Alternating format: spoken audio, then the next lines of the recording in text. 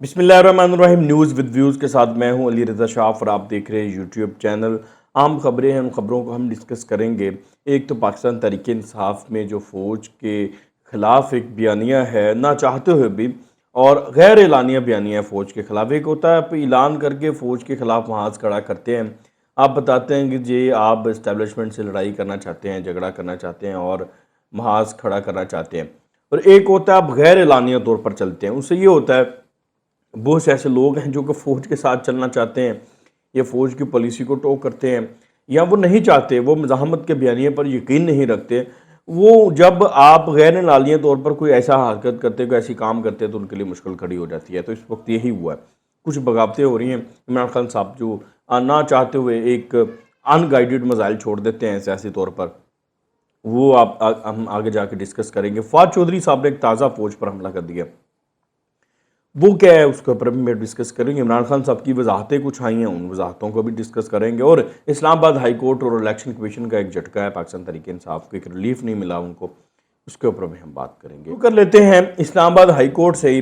آپ کو یاد ہوگا اسلام آباد ہائی کورٹ میں پاکستان تحریک انصاف کی طرف سے ایک درخواست دائر کی گئی تھی کہ جو اسپیکر قومی اسمبلی ہیں وہ 1 by 1 کر کے یا 10 11 کر کے جو ریزائنز ہیں پاکستان تحریک انصاف نے جو دیے تھے وہ ایکسیپٹ کر رہی ہے، ان کے خلاف پاکستان تحریک انصاف گئی تھی۔ وہ یوں تھا کہ جب تحریک عدم اعتماد کامیاب ہوگی تو پھر پاکستان تحریک انصاف نے اگلے دن ہی اس تحریک عدم اعتماد کے بعد قومی اسمبلی سے جو ہے وہ اجتماعی استعفوں کا فیصلہ کیا تھا اور محاذ خالی کرنے کا فیصلہ کیا تھا کہ ہم جو ہے وہ قومی اسمبلی میں نہیں رہیں گے، اب ہم باہر پبلک میں جائیں گے، عوام میں جائیں گے۔ تو تمام لوگوں نے ریزائن کر دیے تھے اجتماعی طور پر۔ ریٹرن میں 123 استعفے جو ہے وہ اسپیکر کو، اس وقت قائم مقام اسپیکر تھے قاسم سوری صاحب، ان کے پاس آئے اور انہوں نے ان استعفوں کو اجتماعی طور پر ایکسیپٹ کیا۔ ایکسیپٹ کرنے کے بعد انہوں نے اپنی طرف سے الیکشن کمیشن کو بھیج دیا، لیکن دوسری طرف الیکشن کمیشن کہتا ہے کہ میرے پاس ایسا کوئی آیا ہی نہیں ہے، اجتماعی استعفے آئے ہی نہیں۔ اچھا ایک بات، اب پاکستان تحریک انصاف پہلے دن سے ہی کہتے آ رہے ہیں کہ ہم نے تو سارے ریزائنز ایکسیپٹ کر لیے، اب الیکشن کمیشن اس پہ نوٹیفیکیشن جاری نہیں کرتا، لیکن الیکشن کمیشن یہ کہتا ہے کہ ہمارے پاس ریزائنز ایکسیپٹ کر کے آئے نہیں ہیں۔ اس کے اوپر بھی خبر یہ ہے کہ بیک ڈور پہ پاکستان تحریک انصاف کے رابطے چل رہے تھے حکومت کے ساتھ، اس لیے یہ ریزائنز ایکسیپٹ نہیں کروانا چاہتے تھے۔ کہیں نہ کہیں ان کو نظر آ رہا تھا، جب ان کی بات چیت ہو رہی تھی خواجہ سعد رفیق کی، فواد چودھری کی اور باقی کچھ لوگوں کی، یا صادق وغیرہ کی، تو یہ واپس آنا چاہتے تھے، اس لیے ریزائنز اپنے ایکسیپٹ نہیں کروا رہے تھے۔ تو یہ بھی ایک ہے، عوام سے بہت سی چیزیں چھپائی جاتی ہیں۔ اچھا خیر، جب موجودہ حکومت نے، جو اسپیکر ہے موجودہ قومی اسمبلی کے راجہ پرویز اشرف صاحب، انہوں نے جب ریزائنز ایکسیپٹ کرنے شروع کیے، پہلے انہوں نے 11 استعفے ایکسیپٹ کیے، پھر ایک دو اور کیے، تو اس کے بعد پاکستان تحریک انصاف اسلام آباد ہائی کورٹ میں گئی اور انہوں نے یہ پلی لی کہ ہم نے تو اجتماعی استعفے ایکسیپٹ کر لیے تھے، قائم مقام جو اسپیکر تھے قاسم سوری، تو اب حکومت کو کہیں کہ یہ جو کر رہی ہے یہ غیر آئینی ہے، اور جو اجتماعی استعفے ہیں ان کا جو ہے نوٹیفیکیشن جاری کرنے کا الیکشن کمیشن کو۔ بعد ہائی کورٹ کے جو چیف جسٹس اختر من اللہ صاحب، انہوں نے سماعت کے دوران اہم ریمارکس دیے۔ ان ریمارکس سے پہلے خبر آپ کو میں بتا دیتا ہوں، انہوں نے ریجیکٹ کر دی پاکستان تحریک انصاف کی درخواست اجتماعی استعفے ایکسیپٹ کرنے کی۔ انہوں نے اس کو غیر آئینی قرار دیا، غیر قانونی قرار دیا، جو قاسم سوری صاحب جو عمل کر کے گئے تھے اس عمل کو غیر آئینی قرار دیا، اور ساتھ انہوں نے بڑے امپورٹنٹ ریمارکس دیے، اور ریمارکس آپ سے میں شیئر کر دیتا ہوں۔ انہوں نے یہ کہا کہ آئین اور عدالتی فیصلے کے برخلاف ڈپٹی اسپیکر اجتماعی طور پر استعفے قبول نہیں کر سکتا تھا۔ یہ تسلیم شدہ حقیقت ہے کہ ڈپٹی اسپیکر نے استعفوں کی اجتماعی منظوری طے شدہ طریقہ کار کے مطابق نہیں کی۔ یہ جو چیف جسٹس ہیں اسلام آباد ہائی کورٹ کے اختر من اللہ صاحب، ان کے ریمارکس ہیں۔ پھر ساتھ انہوں نے یہ کہا کہ قومی اسمبلی کے 11 منظور شدہ استعفوں کے مطابق اسپیکر قومی اسمبلی نے اپنی تسلی کر لی ہے، اور یہ عدالت اسپیکر قومی اسمبلی کی تسلی کے معیار کا جائزہ لینے کا اختیار بھی نہیں رکھتی۔ یہ بھی بہت بڑی بات ہے کہ پارلیمنٹ کا عدالت احترام کرتی ہے۔ انہوں نے یہ نہیں کہا مجھے ریکارڈ بھیجو آپ نے تسلی کی ہے کہ نہیں کی۔ راجہ پرویز اشرف صاحب نے جب ریزائنز ایکسیپٹ کیے، انہوں نے یہ کہا کہ انہوں نے تسلی کر لی ہے، تو اب وہ ان کا طریقہ کار آئینی ہے۔ پھر ساتھ انہوں نے بہت امپورٹنٹ بات کی، یہ عدالت کی طرف سے ایسی بات کرنا بہت بڑی بات ہے کہ ہمیں سوچ بدلنی پڑے گی، پارلیمنٹ کا احترام کرنا چاہیے۔ اسلام آباد ہائی کورٹ نے فیصلے میں کچھ اصول وضع کر دی ہیں، یعنی کہ پارلیمنٹ کے ہر فیصلے میں مداخلت کرنا، انوالو ہونا، یہ اچھی بات نہیں۔ پارلیمنٹ سپیریئر ہے تو پارلیمنٹ کو اس کا کام کرنے دینا چاہیے، یہ نہیں جو ہے وہ تاثر ملنا چاہیے کہ پارلیمنٹ کے جو فیصلے ہیں ان کو ریووک کر سکتی ہے اسلام آباد ہائی کورٹ۔ बहरहाल ये पाकिस्तान तरीके इंसाफ को आज रिलीफ नहीं मिल सका इस्लामाबाद हाई कोर्ट से।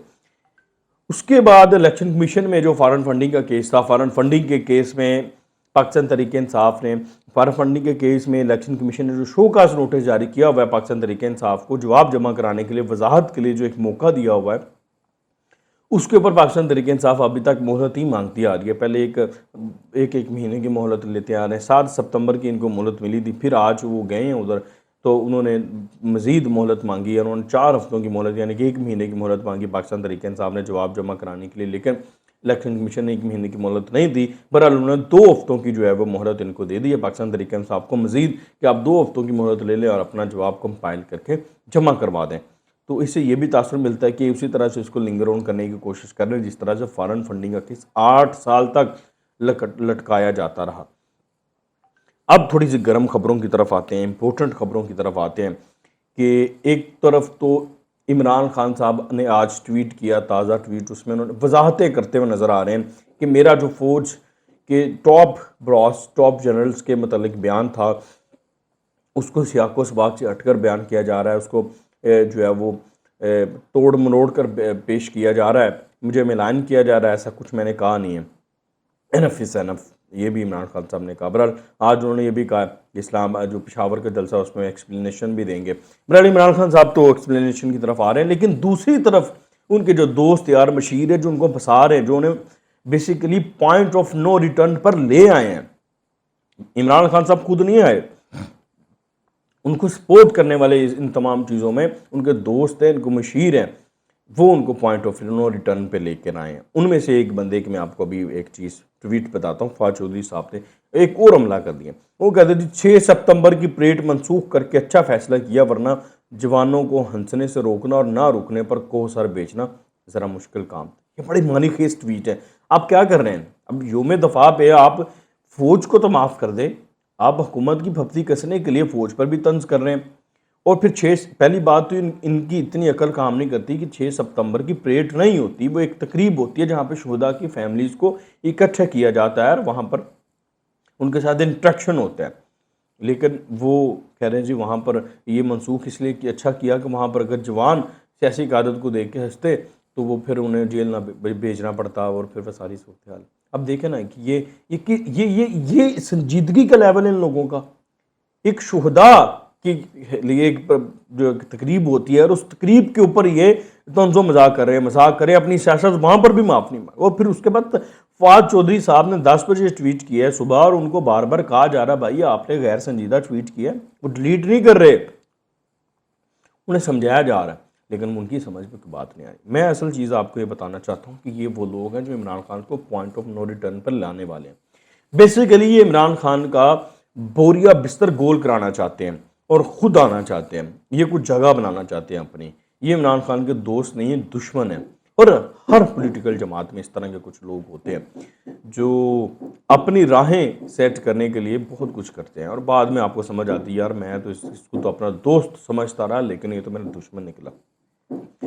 अब देखते हैं, पॉइंट ऑफ नो रिटर्न ऐसा है कि परवेज़ लाई को समझ नहीं आ रही मैं क्या करूं। दिल करे तो परवेज़ लाई खुद पीडीएम को कहे मेरी हुकूमत गिरा दो भाई, मेरे से नहीं चला जा रहा। उसको पता उसका मुस्तकबिल ही इस्टेब्लिशमेंट के साथ है। अब और जो 2 खिलाड़ी जिन्होंने इमरान खान से जो है वो बगावत की, मैं उनका बताता हूँ आपको। एक तो आरिफ अलवी साहब ने कल ये कहा कि इमरान खान साहब अपने बयान की खुद वजाहत करें, फौज के तमाम जनरल्स महब वतन हैं। देखें, आरिफ अलवी जो आपका सदर है वो आपके बयान की वजाहत करने की पोजीशन में नहीं है, ठीक है। वो बगावत कर रहा है आपके बयान से। वो कह रहा है कि भाई इमरान खान खुद ही अपने बयान की वजाहत कर सकते हैं, मैं इसमें कोई वजाहत करने के जो है वो पोजीशन में हूँ ही नहीं, मैं वजाहत कर ही नहीं सकता। और उसके बाद शाह महमूद कुरैशी साहब को रात को कामरान खान साहब के साथ वो इंटरव्यू में थे, उस इंटरव्यू में जब उनसे पूछा गया कि आप इस बयान पर क्या कहेंगे, उन्होंने कैटेगोरिकली क्लियरली कह दिया कि मैंने तो बयान सुना ही नहीं है। अब देखें कि पत्ता पत्ता जाने हैं, ठीक है, लेकिन शाह महमूद कुरैशी साहब को नहीं पता। जंगल में सबको पता है कि हुआ क्या है, ऐसा मुमकिन ही नहीं है। बेसिकली ये वही अल्ताफ हुसैन वाली पोजीशन आ गई है ना कि वो उसके भी जो लोग थे वो भी कहते थे हमने सुना नहीं, हमें पता नहीं, हम तो अभी सो के उठे हैं, ठीक है, रात को पता नहीं क्या कह दिया भाई ने। तो इधर भी यही हो रहा है। शाह महमूद कुरैशी साहब बेसिकली तो वो कहना चाह रहे कि मैं भाई इसको डिस्कस नहीं करना चाहता, مطلب اتنی آپ کے وائس پریزیڈنٹ میں، وائس چیئرمین میں اتنی وہ کریج نہیں ہے کہ وہ آپ کو اس سٹیٹمنٹ کی جو ہے وہ وضاحت کر سکے، اس کو ڈیفینڈ کر سکے میڈیا پر آ کر. وہ اس سے جان بچا رہا ہے، اسے دامن چرا رہا ہے اور وہ بھاگ رہا ہے. تو اس کو آپ بغاوتی سمجھیں، تھوڑے کو زیادہ سمجھیں اور سمجھ جائیں کہ آپ غلط کر رہے ہیں. آپ جس راہ پہ نکل رہے ہیں ان میں سے کوئی بھی بندہ آپ کے ساتھ کھڑا نہیں ہوگا، بلکہ یہ اپنے رستے بنا رہے ہیں. تو یہ ساری صورتحال ہے ابھی فی الحال. تو آگے جا کے دیکھتے ہیں اب آپ کیا ہوتا ہے.